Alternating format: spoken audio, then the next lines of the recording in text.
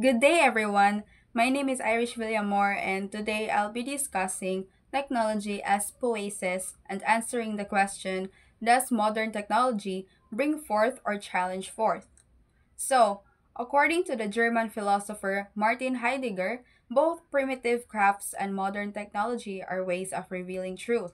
Pero lahi daw ang modern technology. Dili siya bringing forth in the sense of poesis, but rather it challenges nature. He explains that modern technology extracts, transforms, and controls nature. According to the Stanford Encyclopedia of Philosophy, Heidegger's concern was not about rejecting technology, but about understanding its essence, which is how it reveals the world to us. So, first, let's understand poesis. From the Greek word poen, meaning to make or to bring forth, poesis refers to the act of revealing something naturally. In short, it's when something comes into being without force, like a flower blooming or an artist creating art. Mao ni ang ginatawag ni Heidegger nga harmonious revealing. Nagtabang lang ang tao sa pagpadayag sa kamatuoran, dili niya ginakontrol ang nature. Example, a potter shaping clay. He follows the form of the clay itself, not forcing it beyond its nature. As stated by another research, Heidegger compared this natural process to the way ancient craftsmanship respected the materials and natural limits. So in ancient times, technology worked with nature, not against it. Now Heidegger says modern technology is different. It no longer brings forth but instead challenges forth. Unsay pasabot ana? Modern technology forces nature to provide energy and materials. It pushes people to find faster and easier ways of doing things, bisag maapektuhan ang nature. Examples: petroleum overuse and mining, which depletes natural resources, synthetic chemicals and flavorings, which affect human health, data control in the information age, leading to privacy and ethical issues, chemical ripening agents in farming, which can harm both consumers and the environment. So, according to Heidegger, this happens because modern technology sets upon nature, meaning ginapugos nato ang kalibutan para mugawas ang gusto nato makuha. In short, modern technology reveals through control, not through harmony. It turns nature into what Heidegger calls standing reserve, something ready to be used anytime. So, this brings us to Heidegger's concept of enframing or Gestell in German. Enframing means the way modern technology orders or frames the world so that it can be controlled. Murag ginaplastar nato ang nature sa usa ka frame aron mahimong mas dali nato i-manipulate or gamiton. Example, a river becomes a source of hydroelectric power, not just a river. A forest becomes a timber and land for development. Even humans become workers or resources in a system driven by efficiency.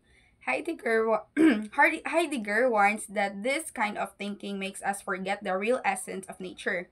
So, another research explains that enframing turns both nature and humans into mere resources, losing their intrinsic value. So, instead of appreciating nature, we just see it as something to use or consume. Heidegger also mentioned two ways of thinking that relate to a technology.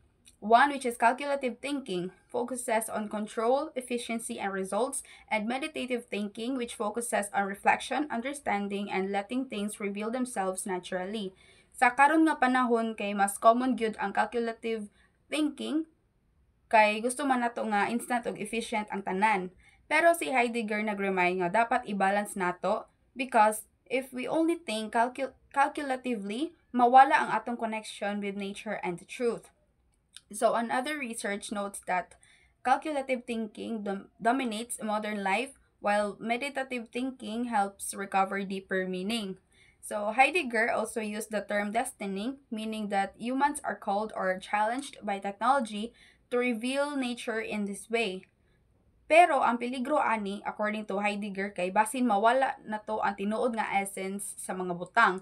Kung tanan butang tan-awon lang nato as resources, we might forget their deeper value. So for instance, forests are not just wood, rivers are not just energy, people are not just workers. That's the danger of modern technology. It can conceal the real truth while pretending to reveal it. So, to summarize everything, Both ancient and modern technology reveal truth, but modern technology challenges forth rather than bringing forth. It reveals by forcing and controlling nature through enframing. Nature and even humans become part of the standing reserve. Heidegger's main message is not to reject technology, but to reflect on how we use it. So, according to Heidegger and other research, the solution is to bring back meditative thinking, to use technology responsibly while still respecting nature and human life. So, the answer to the question is clear, which is modern technology challenges forth, but we can lessen its danger if we stay mindful and balance our relationship with it.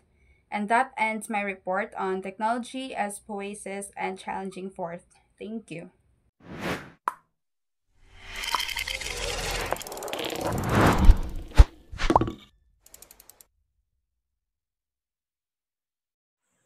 So, good morning everyone. Today I'll be talking about the dangers of technology. So, Heideggerian perspective on human consumption. The core danger, human consumption. So, the dangers of technology lie in how humans let themselves be consumed by it. Although humans are locked into the cycle of bringing forth or challenging forth, it is their responsibility to recognize how they become instrument of technology. So, kita mga tao dapat kabalo kita recognize kung unsa nato paggamit sa technology. Dili kay ang technology na mismo ang control nato. Kita dapat ang control sa technology. Dapat aware kita na dapat aware kita nga na consume ta kita sa technology. For example, for example kanang nagamit ka og GPS para mokadto sa balay sa imong amigo. Imbis nga mag-rely ka sa own sense nimo, ni-follow ka lang ni-follow ka blindly sa gitulo sa GPS. Balag safe na nga karsada, gi-follow lang siya nimo tungod kay mao ang gisulti sa GPS. So kana nga part is sa kana pa lang dira napakita na kita ang tao na consume na kita sa technology. Wala na kita na-realize sa aton own sense kundi salig na lang kita sa technology. Kita na mismo ang i-control sa technology instead nga kita dapat ang mag-control sa technology. So mao na siya ang usa nga mao na siya ang core danger sa technology sa human consumption. So this is Paulo Coelho's insight, Earth Resilience, Human Fragility. So Paulo Coelho de Souza is one of the Brazil best known writers and world famous, born on August 24, 1947 in Rio de Janeiro. So the Brazilian novelist Paulo Coelho once remarked that it is boastful for humans to think that nature needs to be saved, whereas Mother Nature would remain even if humans cease to exist. So, ang pasabot ani is the fear of disappearing from the face of the earth should concern people more potently than the fear of the earth disappearing. Tungod kitang mga tao as maintenance na kuno kita diri sa kalibutan. So dapat kita kuno mas mahal pa kuno kita nga mawala kaysa ang earth ang mawala. So next is people must not allow themselves to be consumed by technology lest they lose the essence of who they are as human beings.